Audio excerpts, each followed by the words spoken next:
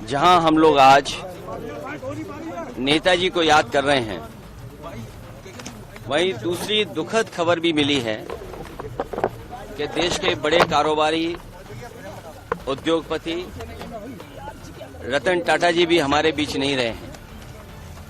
एक ऐसे उद्योगपति जिन्होंने अपना और उस समूह ने देश की अर्थव्यवस्था में बहुत बड़ा योगदान दिया है। आजादी से पहले और आजादी के बाद से टाटा समूह ने बहुत बड़ा देश की आर्थिक स्थिति को सुधारने में और आर्थिक तरक्की के लिए बड़ा योगदान किया है। वही रतन टाटा जी से व्यक्तिगत रूप से भी हमारे कई बार मुलाकात हुई है। उनकी सोच और उनका विजन यही रहा है कि कारोबार करते समय असूलों के साथ कोई समझौता नहीं, उसूलों से कारोबार करने के लिए और अपने लाभ का समाज के कल्याण के लिए जिस तरीके से उन्होंने लाभ का पैसा लगाया है और लोगों का, आम लोगों का कल्याण कैसे हो, उस दिशा में एक उदाहरण पेश किया।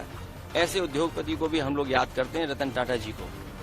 वहीं नेताजी इसी धरती से लड़ करके, इसी धरती से संघर्ष करके, नेताजी इसी धरती पर चोट खा करके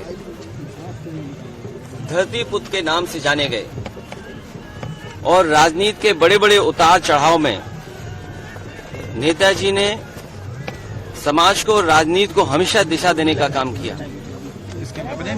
जो समाज में आर्थिक, सामाजिक, राजनीतिक चेतना थी, उसको जगाने के लिए और देश को समाजवादी विचारधारा से जोड़ करके चलने के लिए उन्होंने जो रास्ता दिखाया है, उसी रास्ते पर हम समाजवादी लोग आज चल रहे हैं। और आज के दिन जब नेताजी को हम लोग याद कर रहे हैं तो संकल्प लेते हैं कि समाजवादी मूल्यों को और समाजवादी सिद्धांतों को और बढ़ा करके लोगों के जीवन में कैसे बदलाव आए।